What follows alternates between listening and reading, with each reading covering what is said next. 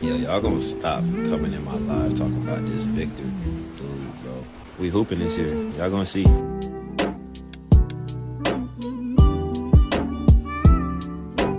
Alright team, today we're tuning into the Ringer NBA show Real Ones with Raja Bell, Logan, and Beck. I don't know who Logan and Beck are, but if y'all do, leave it down below in the comment section. As always, this video is going to be down below in the description, so if you want to watch the whole thing by yourself, feel free. And in this podcast specifically, Jamal Crawford comes on the show, and he's going to talk a little bit about him and Wemby's off-season workout. We actually made a video on it. It's been a long time. We've been on this channel for a little while now. But without wasting too much time, let's just go ahead and jump straight into it and see what Jamal has to say about their workouts. What were you teaching Wemby over the summer, or tutoring him on, mentoring him on? What have you seen this season? Have there been moments where you went, yep, there it is. There's what we did back in June. That's interesting you say that, and I haven't spoke about this part of it.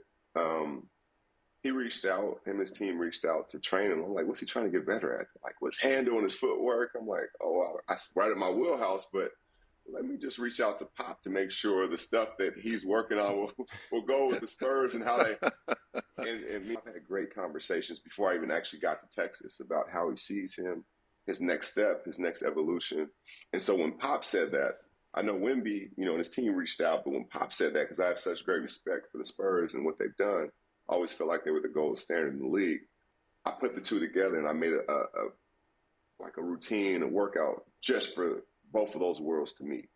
Wemby works on his footwork and his handle, but it's also in the spaces and how they would do it and how they would get to him. For example, one thing was, at the time, Wemby had a tendency when he set the pick and roll and he rolled, he would just stay down there. Pop was like, no, I want him to start hunting shots a little more. I want him to roll, then come back and catch it, that free throw line area where Dirk would catch it. So then I start putting plans together like that. And it was things of that nature. And it's funny, I saw some people, what's he doing with Crawford? Crawford's a guard. That actually makes sense. We've seen a lot of Wemby at the nail, like at the free throw nail, where he would just catch it and then the whole court just kind of clears out and you give him space to work.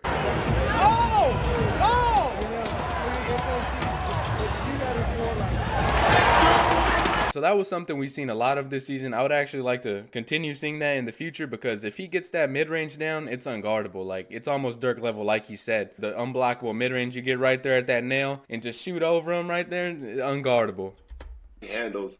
And it was funny because one of the main things, the thing we did most was footwork. And what I was showing him was footwork works anywhere. Whether you're at the top of the key, whether at the mid-post or at the post, the footwork transfers in all three areas. And that was our huge focus for that week. We worked out twice a day. We went for just short of a week. And it was incredible because stuff it took me years to learn, he can do it and download it in 5 minutes. It was incredible. He was like, okay, I got it. Boom. And he would go out and do it. And I was like, this is a joke. Like, this is not even right. You can do this and learn this fast. So just. That's also something that we've heard a lot of, back in the 2020 quarantine era where Wemby had to work out via Zoom. His trainer at the time, I forget his name, but he said that Wemby would just learn the move so fast, like he could just download them. It's like, I don't know if y'all watch anime, but Wemby has the Sharingan. You know what I'm saying? Like, he can just copy any move down after he sees it and just import it into himself, and then he has that move unlocked. So that's crazy that everyone is saying that, not just that one trainer. This has been a consistent theme in trainers that have worked out Wemby. See his work, to see his focus, to see what's driving him. Like, our conversations, we had like beautiful conversations. Literally, like, his conversation wasn't of a 20-year-old. It was of a 45-year-old, a 50-year-old. And he didn't even tell me this stat, and I'm going to tell you guys, he read 50 books last year alone. He didn't tell me that. Somebody around told me that. And I'm like, what? But it makes so much sense because he has such wisdom and he has such respect for the game. He has such. If he stays healthy, he will be one of the 5 best players ever. I'm not saying he's going to get hurt or anything. I'm just saying if he has a full run at it, healthy and at that level, because his work ethic, the way his mind works, he's like, and I've said it, you've heard it. If LeBron and Kevin Durant were playing video games and we say they're creative players, they would create somebody like Wemby. I want somebody to be 7'4", shoot threes, run like a gazelle, block everything, throw dimes, handle the ball. Like, he's that type of guy. That's crazy. A CP3 actually said, when I believe they're in France, that Wemby's just such an old soul. Like, he has a lot of wisdom and stuff. On the reading part, No glaze. Reading is actually really good for you. So unrelated to the basketball thing, I need to read a couple more books. Y'all leave y'all's book suggestions down below in the comment section. Yeah, we talked about him briefly on the last pod. And it sounds like you're just kind of reiterating what I think I know already, is that he was built to be a pro. Like his camp, like his upbringing, everything that was done. I don't know at what age it began for him, but clearly that you didn't just make a basketball player. You were trying to make something that understood all that it entailed to be maybe the best player on the planet one day, right? Like that didn't just fall into his lap.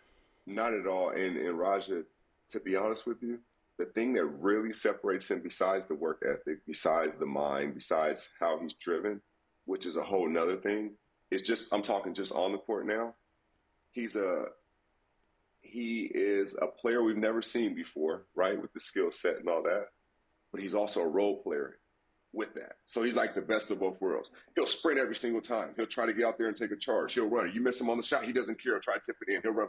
Like every play is max effort. Like he's playing that way just to be on the court, right? But he has this otherworldly talent. So that's why I think he'll be all those things I said. It's kind of similar to Tim Duncan. You know how Tim Duncan just had such humility in his game. It doesn't matter if you were the video guy trying to point something out or if it was Pop screaming his head off at you. Like Tim Duncan's going to listen, and he has the humility to know that he's not above the game or above anybody else on his team. And that's similar with Wemby. Like, he really doesn't care. Like Jamal Crawford just said, that whole season when his teammates weren't passing him the ball and all the fans were crashing out, myself included, I'm like, how do you miss Wemby? And Wemby stayed composed. I don't know the conversations they had with the team or whatever. And he just stayed composed whenever they were blatantly missing him. And he didn't complain. He was still hustling down the court, trying to block shots, trying to get putbacks. So I think that's something that he's already proven. And he's similar to Tim Duncan in that aspect. That's got to be fun watching Wemby do stuff in game that you guys worked on a couple of months ago, right? It must be a real point of pride for you. Absolutely. And it was funny. He was like sending me film, and I break down film and just watching things. And it's crazy because I was literally texting like, yo, that's what we worked on. And it's seeing like, there's even one play that went viral when he was over in the Olympics, before the actual Olympics started, but he was over in Paris playing. And they had different clips of, I guess, friendly competition or stuff like that. And he did a move, and people saw the end result. I think they saw the three of the dunk. And I'm like, yo, that's what we did. Like, you literally worked on that move in the summer, and now he's showing the world, which is really, really cool. And you're right. It's amazing. Like, it's amazing to see that. And like, he retained that, right? Like, 'cause in the heat of battle, you could do it when nobody's there, but in the heat of battle, for you still to instinctively go towards it and do it and feel confident about it, I'm like, wow. All right, let's shift gears just a little. Yeah, shout out to Jamal Crawford, an incredible basketball mind. If he could continue to work with Wemby, I know at first I was a little sus because I was like, what could he possibly teach Wemby? But when you really think about it and how he mentioned the footwork, kind of integrating that into the Spurs system, I think Jamal Crawford might be the best player to mentor Wemby. And I think he could really combine Wemby and the Spurs world into one. He'd be a good third party to kind of mesh their system. Like, obviously the Spurs don't need Jamal Crawford to coach or anything, but if you get what I'm saying, just to mesh his play style, because Jamal Crawford was a flashy player, into the Spurs system. And I think he's done a pretty good job of that, showing him the footwork things. We saw a lot of stuff they worked on this offseason. I'm pretty sure there's more to it. There's more moves that Wemby pulled out that they worked on probably. But just some great stuff. Shout out to Jamal Crawford for spreading the knowledge and love of the game. But looking at Wemby's sophomore season in whole, he averaged 24.3 points per game, 11 rebounds per game, 3.8 4 blocks per game, and 3.1 3-pointers per game. Led NBA by 74 total blocks. First player in NBA history to average 3 blocks per game and 3 3-pointers per game in a season. Most blocks per game since Alonzo Mourning in 98-99. And like we said before in our last video, Wemby should have got the Defensive Player of the Year this year. It's just unfortunate. I don't disagree with the 65 game rule, but there's got to be something the league can do. Adam Silver, please, man. I'm begging you. I'm calling out. Please just make Wemby the exception. It's all right if he don't play 65. He deserves the DPOY. No, but seriously, I think this is the last season where the Spurs got to endure this pain. Hopefully.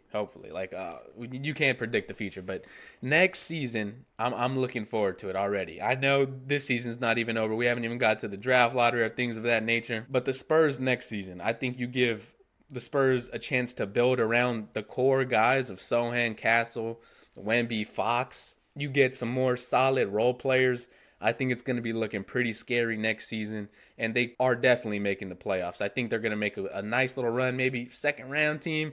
Who knows? Can't predict the future too much, but that would be my prediction. But yeah, that's all I got for y'all. That was a great video. Again, the link to that is going to be down below in the description. Y'all be sure to leave a like. Comment down below y'all's thoughts on this season, next season, y'all's predictions, anything really. With that being said, it's me, your boy Chris, and I'll catch y'all later. I'm out.